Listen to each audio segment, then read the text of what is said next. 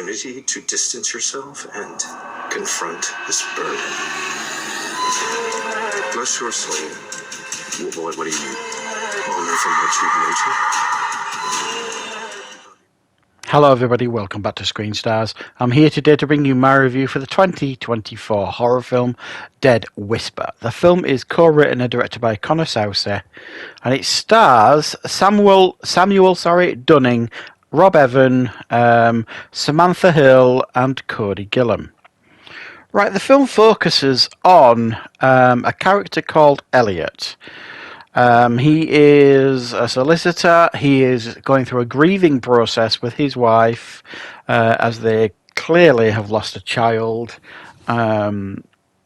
He's struggling very much to cope with it, as is she, but the film kind of follows his story.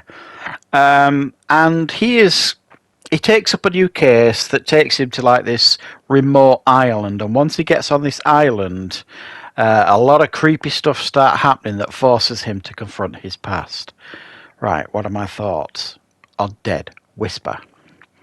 Well, this is, I think, personally, a nicely made, slow-paced psychological horror that deals with the heavy subject matters like grief and mental health, and kind of sews it into this story and tries to deliver an effective psychological horror. And I think, for me, I kind of got that, and I kind of twigged and understood kind of what this film was trying to do and trying to get across. And that's certainly my take from it anyway. But I could understand somebody watching this and kind of shrugging the shoulders or shaking their head at some point and saying, well, this isn't what I expected. This isn't what I wanted. And I do absolutely get that too. You know, this is not what you would describe as a traditional or typical horror. As I've said, it deals with some heavy subject matter here. And for some that might be, I don't know, too dark, I suppose, maybe, on its approach to storytelling, because it is, like I say, it's a heavy watch, really, I think, in a lot of ways, and it's got an unsettling vibe to it. It's got an unsettling feel to it, watching it, because you don't know really what's going on for big parts of this film, and I think for a lot of people that'll be a problem. And as I've said, I completely understand that. Is this his mental health that's kind of playing out in front of us, or all the things that he's experiencing, are they real? Because 1 minute he's at a bar on his own talking to some sinister guy, and then the next minute the bar's full. So you have to question kind of what's going on in this man's mind. And that is projected onto the screen, and it's projected for us to watch. So, imagine, going into someone who's suffering from grief and mental health issues, going into their mind and seeing and experiencing what they're experiencing. And I think that's kind of what they're trying to get across here on this film.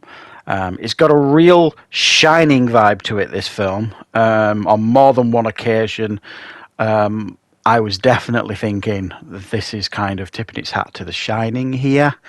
As I've said, it's a very, very slow-paced, slow burn of a film with subtle horror here and there, with an occasional jump scare stirred into proceedings, and some very creepy and stirring dialogue occasionally. And there's one character in particular who's simply called the Historian in the film, who really kind of, his performance and his dialogue kind of gets under your skin. It only gets worse as the film goes on. It's quite an interesting character, played very, very well, actually. I think it's Rob Evan that played that character. And it's got a very distinct style and look to the film. It's got almost like a noir feel to it. You can't quite pinpoint the time period that it's in when it's set. if it's modern day, and it certainly doesn't look and feel modern day, but then it could easily be modern day. It's, you know, there's no kind of what I'm trying to say is everything you watch about this film, you can't comfortably say that you understand.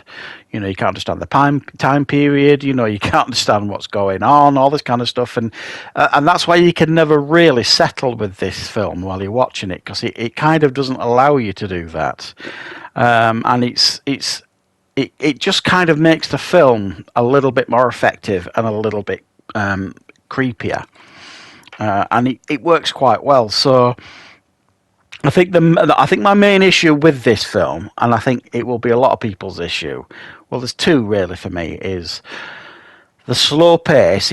For me, it took quite a long time to get interesting. When he kind of got to the island, for me it started getting super creepy at that point. But for me, it took quite too long to get there, and I was starting to kind of have itchy feet, I suppose.